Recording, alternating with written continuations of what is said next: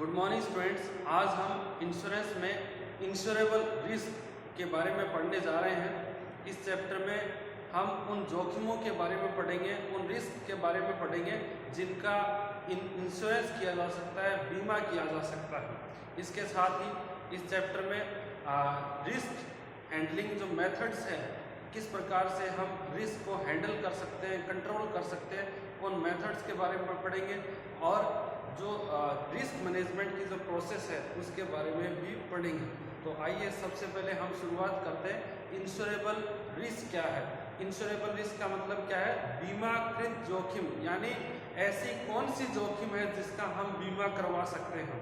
तो last video में मैंने आपको बताया था कि जो इंश्योरेबल रिस्क है वो एक प्रकार से प्योर रिस्क होनी चाहिए, ठीक है ना। प्योर मतलब शुद्ध जोखिम, और शुद्ध जोखिम या प्योर रिस्क हम किसको कहते हैं? जिसमें केवल लॉस की पॉसिबिलिटी हो, यानी लॉस एवं गेन दोनों की पॉसिबिलिटी नहीं होनी चाहिए, केवल हानि की संभावना ही होनी चाहिए, ठीक है। तो उसको हम प्योर रिस्क कहते हैं, और इंश्योरेंस केवल प्योर रिस्क का ही किया जा सकता है। इसके अलावा कौन कौन सी कैरेक्टरिस्टिक्स है प्योर रिस्क की जिनके आधार पर हम बीमा करवा सकते हैं, तो उनके बारे में समझते हैं। फर्स्ट पॉइंट है large number of exposure units, यानी जो प्योर रिस्क है उनके बारे में large number of people exposure रखते हैं, या बहुत बड़ी संख्या में लोग उन प्योर रिस्क को महसूस करते हैं, ठीक है ना। या वो रिस्क है वो फेस करते हैं, उनको लगता है कि ये वास्तविक जोखिम है जो जिनका उन्हें सामना करना पड़ सकता है। तो इस प्रकार से बहुत बड़ी संख्या में लोग होने चाहिए जो प्योर रिस्क को समझते हैं और उससे बचना चाहते हैं, ठीक है ना। एक ही व्यक्ति की जोखिम है तो बीमा नहीं किया जा सकता, ठीक है ना। कोई पर्टिकुलर रिस्क है वो सिर्फ मेरी है, तो फिर मेरे अकेले के लिए बीमा कंपनी अपना नया पॉलिसी डिजाइन नहीं कर सकती। यदि मेरी जो रिस्क है वैसी ही रिस्क बहुत सारे लोगों की है, उसकी संख्या एक तरीके से अनगिनत लोगों की है, तो इस प्रकार की जोखिमों का बीमा कंपनी बीमा कर सकती है, उसके लिए एक पॉलिसीज डिजाइन कर सकती है। तो कहने का तात्पर्य क्या है कि जो भी प्योर रिस्क है जिसका बीमा किया जा सकता है उससे घिरे हुए व्यक्ति है वो बड़ी संख्या में होनी चाहिए, ताकि बीमा कंपनी यदि पॉलिसी डिजाइन करे तो उसकी पॉलिसी वो बड़ी संख्या में सेल की जा सके, ठीक है ना। एक व्यक्ति की समस्या है तो उसका समाधान करने के लिए बीमा कंपनी इतने प्रयास नहीं करेगी कि उसके लिए पॉलिसी डिजाइन करना फिर उसको सेल करना। तो बड़ी संख्या में लोग होने चाहिए प्योर रिस्क को समझने वाले और उससे सुरक्षा की एक सुरक्षा की एक्सपेक्टेशन रखने वाले। इसके बाद नेक्स्ट है loss must B accidental and unintentional. जो इंश्योरेंस में जो प्योर रिस्क है उसमें जो लॉस की संभावना है वो एक्सीडेंटल नेचर की होनी चाहिए। एक्सीडेंटल का मतलब क्या है कि हम जानबूझकर उस लोग को जो लॉस है उसको कम या ज्यादा नहीं कर सकते, ठीक है। तो इसलिए जो लॉस है पॉसिबल लॉस वो एक्सीडेंटल नेचर का होना चाहिए और अनइंटेंशनल होना चाहिए। यदि इंटेंशनल होगा तो वो एक तरीके से स्पेकुलेशन जो रिस्क है, सट्टेबाजी आधारित जोखिम है वो बन जाएगी। और बीमा कभी भी सट्टेबाजी या स्पेकुलेटिव रिस्क का नहीं किया जाता, ये केवल प्योर रिस्क का किया जा सकता है, ठीक है। नेक्स्ट है loss must be determinable and measurable. जो पॉसिबल लॉस है यदि हम उसको मेजर कर सकते हैं अमाउंट में कि कितने राशि का लॉस हो सकता है, तभी बीमा करना संभव है। क्योंकि अनगिनत राशि का यदि लॉस है जिसको हम मेजर नहीं कर सकते तो इस प्रकार के लॉस का बीमा नहीं कराया जा सकता। इसके पीछे लॉजिक क्या है कि बीमा जब हम कराते हैं तो उसके लिए बीमा कंपनी द्वारा प्रीमियम का निर्धारण किया जाता है, प्रीमियम डिसाइड किया जाता है, और प्रीमियम तभी डिसाइड किया जा सकता है जब हमें पता हो कि फ्यूचर में कितना लॉस हो सकता है। यदि हम उसको कैलकुलेट नहीं कर सकते, मेजर नहीं कर सकते, तो प्रीमियम डिसाइड नहीं हो सकता, और बिना प्रीमियम के हम बिना एप्रोप्रिएट प्रीमियम के हम पॉलिसी जो है नहीं सेल कर सकते। नेक्स्ट है change of loss must B calculable. जो भी प्योर रिस्क है उसमें देखिए जो चेंजेस होता है, जो भी सर्कमस्टांसेस है उसमें चेंज की वजह से, परिवर्तन की वजह से जो जोखिम है उसकी मात्रा किस प्रकार से घटती है, बढ़ती है, उसका भी हम यदि मापन कर पाए तभी प्योर रिस्क का बीमा किया जा सकता है। नेक्स्ट है premium must be economically feasible. बीमा के लिए, इंश्योरेंस के लिए जो हम प्रीमियम डिसाइड करेंगे, जो कंपनी प्रीमियम डिसाइड करेगी, वो एक तरीके से व्यवहारिक होना चाहिए। सभी लोग उस प्रीमियम को पे करने में सक्षम होने चाहिए। यदि प्रीमियम ज़्यादा होगा तो लोग उस पॉलिसी को नहीं खरीदेंगे, उस पॉलिसी के प्रति या बीमा के प्रति लोगों का जो अट्रैक्शन है वो समाप्त हो जाएगा। इसलिए पॉलिसी का जो प्रीमियम है वो भी क्या है, व्यवहारिक होना चाहिए और जितना हो सके न्यूनतम होना चाहिए। ठीक है, तभी लोग ज़्यादा से ज़्यादा पॉलिसी बाई करेंगे। अब देखिए कोई एक बीमा है और उसके अंदर 2 लाख रुपए का प्रीमियम है, आपको महीने का महीने पे करना है, तो मुझे लगता है कि बहुत सारे लोग हैं इस प्रकार की पॉलिसी को नहीं खरीदेंगे। परंतु जिसमें 500, 1000, 2000 रुपए का प्रीमियम यदि पे करना पड़े महीने का या साल के आधार पर, तो इस प्रकार की जो पॉलिसी है वो लोग ज़्यादा खरीदना परचेज करते हैं, क्योंकि लोगों की जो पेइंग कैपेसिटी है उसको ध्यान में रखकर ही लोग पॉलिसी को खरीदते हैं। अब इसके बाद हम पढ़ेंगे जो रिस्क हैंडलिंग मेथड है उनके बारे में। अब हम समझेंगे मेथड्स ऑफ हैंडलिंग रिस्क, यानी किस प्रकार से जो बिजनेस ऑर्गेनाइजेशन में जो जोखिम्स है उनको कंट्रोल किया जाता है, उनको हैंडल किया जाता है, उसके बारे में। तो देखिए इसमें 7 मेथड्स हैं जिनके आधार पर हम रिस्क को कंट्रोल कर सकते हैं या उनको मिनिमम कर सकते हैं। ठीक है, तो इनके बारे में समझते हैं वन बाय वन। तो सबसे पहले है अवॉइडेंस रिस्क मेथड, यानी आप क्या कर सकते हैं, जो रिस्क है उसको अवॉइड कर सकते हैं।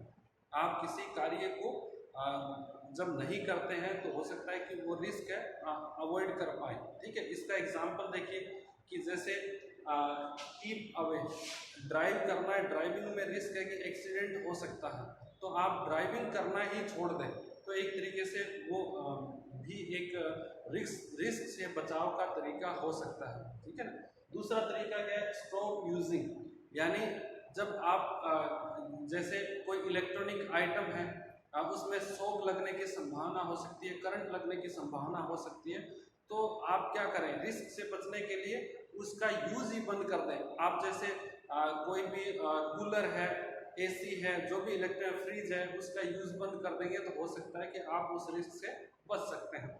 नेक्स्ट है doing the risky job with improved और सेफ मेथड्स, यानी कोई भी रिस्की जॉब है आप उसको करते हैं बट उसको सेफ तरीके से। एग्जांपल के तौर पर जैसे जो गहने हैं, जो ज्वेलरी है, उनको बैंक में रखा जाता है, बट वो क्या लॉकर में रखते हैं पूरा सुरक्षा के साथ, तो वो ऐसा कर सकते हैं। इसके साथ ही जो भी आपके पास सामान है आप उनको लॉकर में रख सकते हैं। ठीक है, जो भी कीमती वैल्यूएबल आइटम है। इसके अलावा क्या है कि जो भी आपके पास जैसे और एक पॉपुलेटेड एरिया के अंदर आपकी फैक्ट्री है, तो आप उसको क्या है जो एक तरीके से रिमोट एरियाज है वहाँ पर उसको सेटअप कर सकते हैं, जहाँ पर क्या है पॉपुलेशन डेंसिटी कम हो। ठीक है, तो वहाँ पर क्या है कि यदि कोई आग भी लग जाए तो आसानी से उसको फायर ब्रिगेड वहाँ तक पहुँच सकती है और उस आग को बुझाया जा सकता है। क्योंकि पॉपुलेटेड एरिया में क्या है कि इमरजेंसी की सिचुएशन में वहाँ पर आग को बुझाना बहुत मुश्किल होता है। तो इस प्रकार से जो ज़्यादा खतरनाक कोई भी निर्माण प्रक्रिया है, डेंजरस मैन्युफैक्चरिंग प्रोसेस है, उसको आप जो आउट ऑफ पॉपुलेटेड एरिया है वहाँ पर करके जो अपने रिस्क है वो कम कर सकते हैं। तो इस प्रकार फर्स्ट है अवॉइडेंस मेथड, यानी हम कोई भी काम को अवॉइड करके, ठीक है, जो एग्जिस्टिंग प्रोसेस है उसको अवॉइड करके भी रिस्क को कंट्रोल कर सकते हैं। बट देखिए हमेशा हम जो बिजनेस प्रोसेस है, एक्टिविटीज है, उनको अवॉइड नहीं कर सकते, वो जरूरी है। ठीक है ना, तो सभी में अवॉइडेंस मेथड काम नहीं करते। नेक्स्ट क्या है, risk reduction method.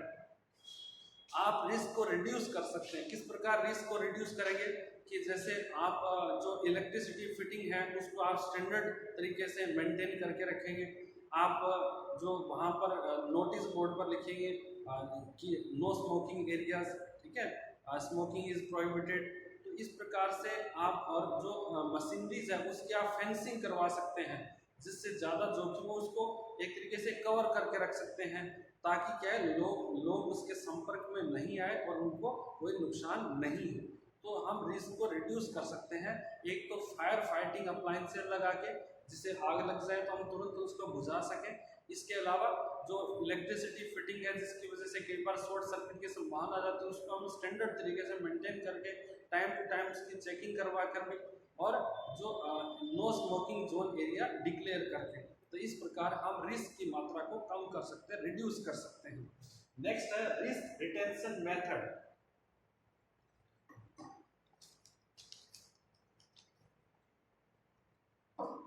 Risk retention method में हम जो क्या करते हैं कि रिस्क को एक्सेप्ट करते हैं, और जो भी पॉसिबल लॉस है जो उसकी वजह से भविष्य में हो सकता है, उसके लिए हम एक कंटीजेंसी फंड क्रिएट करते हैं।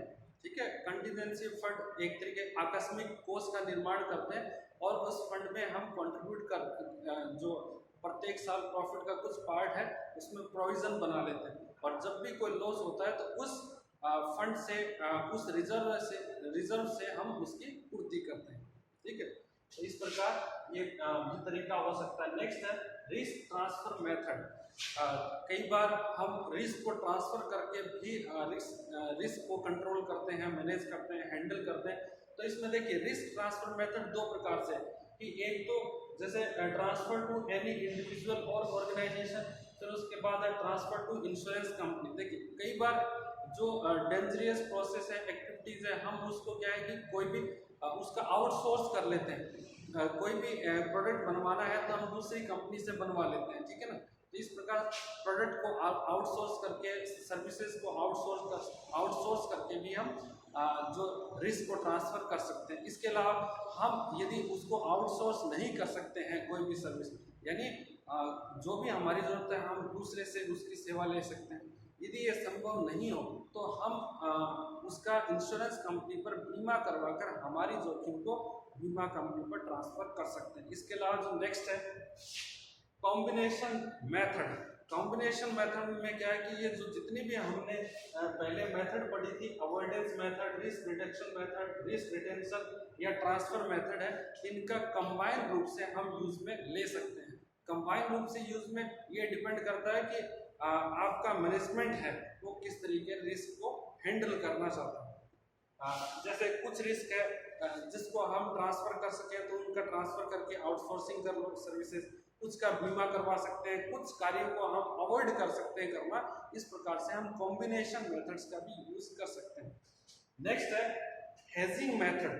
हेजिंग मेथड, ये हेजिंग मेथड क्या है, एक तरीके से जो फाइनेंशियल जो लॉसेस है या जो पॉसिबिलिटी ऑफ लॉस है उसको कंट्रोल करने का तरीका है। एग्जांपल के तौर पर जैसे कोई व्यापारी है, जैसे कोई गोल्ड में डील करने वाला, और उसने एक प्रॉमिस किया है किसी व्यापारी के साथ कि वो नेक्स्ट मंथ यानी अभी अगस्त का महीना है और सितंबर एंड में वो उसे गोल्ड की डिलीवरी करेगा, ठीक है ना। और वो गोल्ड का जो प्राइस क्या होगा, वो अराउंड 60,000, जो 10 ग्राम्स के 60,000, तो ये उसका प्राइस है।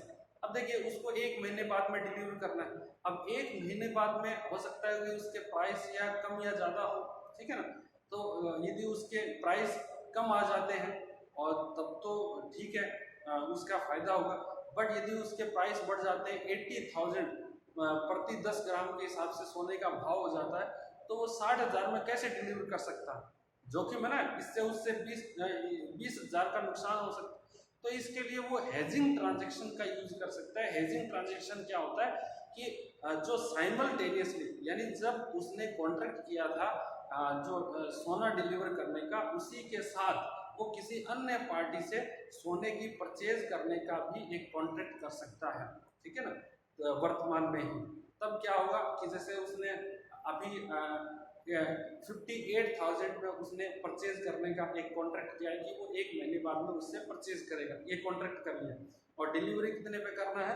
60,000 पे। तो इस प्रकार से जो फ्यूचर में जो प्राइस फ्लक्चुएशन की वजह से जो लॉस की संभावना है वो उससे बच सकता है।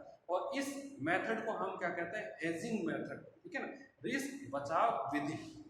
नेक्स्ट है रिसर्च मेथड। देखिए कोई भी कंपनी जब नया प्रोडक्ट बाजार में लॉन्च करती है तो वो प्रोडक्ट बाजार में एक तरीके से सक्सेसफुली प्लेस कर पाएंगे कि नहीं कर पाएंगे, कस्टमर की नीड्स को हम सेटिस्फाई कर पाएंगे नहीं कर पाएंगे एज पर एक्सपेक्टेशन। तो उसके लिए हम क्या है, यदि एक साथ ही बाजार के अंदर उसको हम लॉन्च कर देते हैं प्रोडक्ट को तो भारी नुकसान हो सकता है। तो उसके लिए हम क्या कर सकते हैं? टेस्ट मार्केटिंग कर सकते हैं। जैसे पायलट प्रोजेक्ट के तौर पर जो स्मॉल सैंपल के तौर पर हम प्रोडक्ट को लॉन्च कर सकते हैं और कस्टमर से रिव्यू प्राप्त कर सकते हैं और उसके आधार पर जो प्रोडक्ट को एक तरीके से जो लॉन्च करने के बारे में हम डिसीजन ले सकते हैं। तो इस प्रकार ये 7 मेथड्स हैं जिनके आधार पर बिजनेस ऑर्गेनाइजेशन में रिस्क को मैनेज या कंट्रोल किया जाता है। तो आप एक बार मैं फिर बता देता हूँ। एक तो अवॉइडेंस रिस्क मेथड जिसमें हमारा फोकस रिस्क को अवॉइड करना है, टालना है, बट हमेशा ये संभव नहीं होता, ठीक है ना। तब हम रिस्क रिडक्शन मेथड का यूज करते हैं, ये भी संभव नहीं है तो रिस्क जो रिडक्शन मेथड है उसका यूज करते हैं। रिस्क ट्रांसफर मेथड है, कॉम्बिनेशन मेथड है, हेजिंग मेथड है और रिसर्च मेथड है। इस प्रकार से हम जो ये 7 मेथड्स है उनमें से किसी भी प्रकार की मेथड्स का यूज रिस्क को कंट्रोल करने के लिए, हैंडल करने के लिए कर सकते हैं।